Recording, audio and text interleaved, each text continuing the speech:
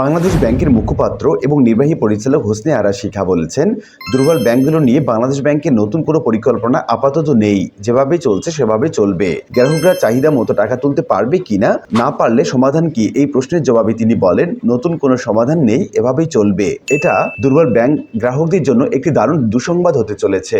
তারল্য সংকটে থাকা 9 ব্যাংকের গ্রাহকদের ভোগান্তি নতুন করে। এই ভোগান্তি শেষ কোথায়, কি বলছে গভর্নর আর কি বলছেন 9 ব্যাংকের ব্যবস্থাপনা পরিচালকগণ, এই সংক্রান্ত বিস্তারিত তথ্য জানাবো আজকে ভিডিওতে। প্রিয় ভিউয়ার্স, আজকে নতুন ভিডিওতে সবাইকে স্বাগত জানাচ্ছি। আপনি যদি আমার চ্যানেলে নতুন হয়ে থাকেন তাহলে এরকম গুরুত্বপূর্ণ ভিডিওর আপডেট পেতে চ্যানেলটি সাবস্ক্রাইব করে রাখুন। ভালো লাগলে লাইক কমেন্ট করুন আর সম্পূর্ণ ধারণা পেতে পুরো ভিডিওটি না টেনে দেখুন। তাহলে শুরু করা যাক। বাংলাদেশে কমপক্ষে 9টি ব্যাংক গ্রাহকদের চাহিদা মতো টাকা দিতে পারছে না। কোনো ব্যাংক সারাদিন বসিয়ে রেখে গ্রাহকদের টাকা না দিয়ে পরের দিন যেতে বলছে। ফলে প্রায় প্রতিদিনই ব্যাংকগুলোতে গ্রাহকের সঙ্গে ঝামেলা হচ্ছে। গ্রাহকরা ব্যাংকে জমানো টাকা নিয়ে আতঙ্কের মধ্যে রয়েছেন। বাংলাদেশ ব্যাংক জানিয়েছে, দুর্বল ব্যাংকগুলোতে ইতিমধ্যে তারা অন্য সবল ব্যাংকের মাধ্যমে 6,500 কোটি টাকা দিয়েছে। তবে বাংলাদেশ ব্যাংক নিজে কোনো টাকা দেবে না। যে ব্যাংকগুলো গ্রাহকদের চাহিদা মতো টাকা দিতে পারছে না সেগুলো হলো ইসলামী ব্যাংক বাংলাদেশ, সোশ্যাল ইসলামী ব্যাংক, গ্লোবাল ইসলামী bank, union bank, national bank, UCB, Exim bank, ICB Islamic bank এবং ফার্স্ট সিকিউরিটি ইসলামী ব্যাংক। ঢাকার কারওয়ান বাজারের একটি ব্যাংকের গ্রাহক মুশফিকা নাজনীন, ওই ব্যাংকে তার কয়েক লাখ টাকা আমানত আছে। তিনি বলেন, ওই ব্যাংকে আমার স্থায়ী আমানত এবং সঞ্চয়ী হিসাব আছে। ব্যাংকে গত 2 মাস ধরে একদিনে 5,000 টাকা বেশি দিচ্ছে না। সামনের মাসে নাকি দিনে 2,000 টাকার বেশি পাওয়া যাবে না। আমি আতঙ্কের মধ্যে আছি, শেষ পর্যন্ত আমার টাকা থেকে তুলতে পারবো কিনা তা নিয়ে। আরেক গ্রাহক দীপু শিকদার বলেন, এই ব্যাংকে আমার স্যালারি অ্যাকাউন্ট, প্রতি মাসে আমার বেতন জমা হলেও একবারে তুলতে পারছি না। প্রতিদিন 5 অথবা 2,000 টাকা করে তুলি। কয়েক ঘন্টা বসিয়ে রেখে শেষ পর্যন্ত আমাকে টাকা দেয়নি। আমি বাসা ভাড়া দিতে পারি না, বাচ্চাদের স্কুলের বেতন দিতে পারি না, হাসপাতালে বিল দিতেও ব্যাংক টাকা দেয় না। আরও কয়েকটি দুর্বল ব্যাংকের গ্রাহকদের সঙ্গে কথা বলে জানা যায়, ব্যাংকগুলো দুপুরের পর টাকা দেয়। গ্রাহকরা সকালে গিয়ে বসে থাকেন। দুপুরের পর ব্রাঞ্চ ম্যানেজাররা হেড অফিস থেকে কিছু টাকা নিয়ে আসেন। তারপর সেই টাকা গ্রাহক হিসাব করে ভাগ করে দেন। কেউ 5,000, কেউ 10,000, কেউ 2,000 টাকা পান, আবার কেউ খালি হাতে ফিরে যান। শাকের আরজু নামের একজন গ্রাহক বলেন, বৃহস্পতিবার 6 ঘন্টা বসে থেকে 5,000 টাকা পেয়েছি। মাসের খরচের টাকা তুলতে প্রতিদিনই ব্যাংকে যেতে হয়। অন্য কাজ ফেলে ব্যাংকে বসে থাকতে হয় ঘন্টার পর ঘন্টা। ওই ব্রাঞ্চের ম্যানেজার বলেন, আমরা যে তারল্য সংকটে ভুগছি এটা সবার জানা। আমাদের পক্ষে গ্রাহকের চাহিদা মতো টাকা দেয়া আপাতত সম্ভব নয়। আমরা চেষ্টা করছি, আশা করি পরিস্থিতি স্বাভাবিক হবে। বাংলাদেশ ব্যাংক বলছে, 9টি ব্যাংকে চলতি হিসাবের ঘাটতি 18,000 কোটি টাকা ছাড়িয়েছে। এস আলম মুক্ত করা ব্যাংকগুলোর মধ্যে সবচেয়ে বেশি 7,269 কোটি 66 লাখ টাকার ঘাটতি রয়েছে ফার্স্ট সিকিউরিটি ইসলামী ব্যাংকের। দ্বিতীয় সর্বোচ্চ 3,394 কোটি টাকার ঘাটতি সোশ্যাল ইসলামী ব্যাংকের। বাংলাদেশ ব্যাংকের governor doctor Ahsan H Mansur বলেন, টাকা ছাপিয়ে ওই সব ব্যাংকে টাকা দেওয়া হবে না। যেসব ব্যাংকে উদ্বৃত্ত তারল্য আছে তাদের দুর্বল ব্যাংকগুলোকে ঋণ দিতে বলা হয়েছে। বাংলাদেশ ব্যাংক গ্যারান্টার হবে, তবে তাতে তেমন সাড়া মিলছে না।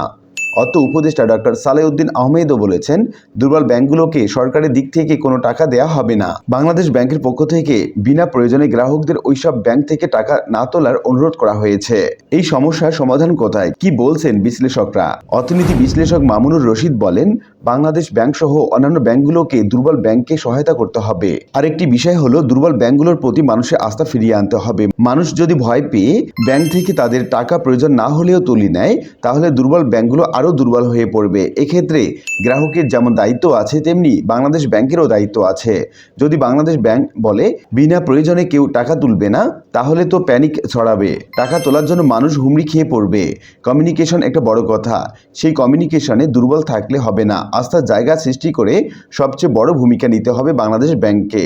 যমুনা ব্যাংকের সাবেক ব্যবস্থাপনা পরিচালক মোহাম্মদ নুরুল আমিন বলেন, ওই ব্যাংকগুলো গ্রাহকদের চাহিদা অনুযায়ী তাদের আমানত থেকে টাকা দিতে আইন অনুযায়ী বাধ্য, কিন্তু তারা স্যারেন্ডার করছে। গ্রাহক যদি চেক ডিসঅনার করতে পারেন তাহলে তিনি আইনের আশ্রয় নিতে পারেন, কিন্তু সেটা তো তারা করছেন না, তারা চেক ফিরিয়ে দিচ্ছেন। এক প্রশ্নের জবাবে তিনি বলেন, গ্রাহকরা যদি টাকা না পান, এই অবস্থায় তাদের তেমন কিছু করার নেই। শুধুমাত্র ব্যাংক দেউলিয়া হলে একজন গ্রাহক যত টাকাই ব্যাংকে জমা রাখুক না কেন সর্বোচ্চ 2 লাখ টাকা পাবেন। তবে বাংলাদেশ ব্যাংক দেউলিয়া ঘোষণার রেকর্ড নাই। মোহাম্মদ নুরুল আমিন বলেন, বাংলাদেশ ব্যাংক যেহেতু ওই ব্যাংকগুলোকে অর্থ সহায়তা দেবে না বলেছে, তাই কেন্দ্রীয় ব্যাংকের উচিত হবে যেসব ব্যাংকে তারল্য বেশি আছে তাদের আরও বেশি করে টাকা ওই ব্যাংকগুলোকে দিতে উৎসাহিত করা আর গ্রাহকদের মধ্যে আস্থা ফেরানোর জন্য কিছু করা। আস্থা ফিরলে পরিস্থিতি স্বাভাবিক হতে খুব বেশি সময় লাগবে না। অর্থনীতিবিদ এবং ব্যাংক খাত বিশ্লেষক ডক্টর মাহফুজ কবির বলেন, ব্যাংকিং খাতে আওয়ামী লীগ সরকারের সময় লুটপাটের ফলে এই পরিস্থিতি হয়েছে, এটা তো সবার জানা, কিন্তু সেটা বললেই তো আর ব্যাংকগুলোর অবস্থা ভালো হবে না।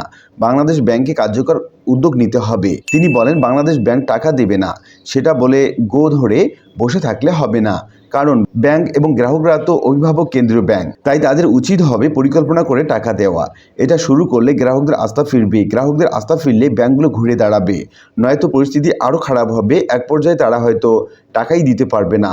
ডক্টর কবির বলেন, বাংলাদেশ ব্যাংক এখন পর্যন্ত এই ব্যাংক খাতে যারা লুটপাটের সঙ্গে জড়িত তাদের বিরুদ্ধে কোনো আইনি ব্যবস্থা নেয়নি, সেটা নেওয়াও জরুরি। বাংলাদেশ ব্যাংকের মুখপাত্র এবং নির্বাহী পরিচালক হোসনে আরা শিখা বলেছেন, দুর্বল ব্যাংকগুলো নিয়ে বাংলাদেশ ব্যাংকের নতুন কোনো পরিকল্পনা আপাতত নেই, যেভাবে চলছে সেভাবে চলবে। গ্রাহকরা চাহিদা মতো টাকা তুলতে পারবে কিনা, না পারলে সমাধান কি, এই প্রশ্নের জবাবে তিনি বলেন, নতুন কোনো সমাধান নেই, এভাবেই চলবে। তো উল্লিখিত বিভিন্ন আলোচনা থেকে আমরা এটুকু বলতে পারি যে এই 9টি ব্যাংকের গ্রাহকদের মধ্যে টাকা তোলার প্রবণতা বৃদ্ধি পেয়েছে, আর এই কারণে দুর্বল ব্যাংকগুলো আরো দুর্বল হয়ে পড়ছে। এই কারণে গ্রাহকদের উচিত হবে এবং সেই সঙ্গে বাংলাদেশ ব্যাংকের উচিত হবে এই দুর্বল ব্যাংকগুলো সহায়তা করা এবং পূর্বের আস্থা ফিরিয়ে নিয়ে আসা। না হলে গ্রাহকরা আরও আস্থাহীন হয়ে পড়বে এবং এই দুর্বল ব্যাংকগুলো আরও দুর্বল হয়ে পড়বে। আশা করি বিষয়টি বুঝতে পেরেছেন। আর আজকের ভিডিওটি এ পর্যন্তই। আশা করি ভিডিওটি আপনাদের ভালো লেগেছে। ভিডিওটি ভালো লাগলে লাইক কমেন্ট করতে ভুলবেন না। দেখা হবে অন্য কোনো ভিডিওতে। সে পর্যন্ত সবাই ভালো থাকবেন। ধন্যবাদ।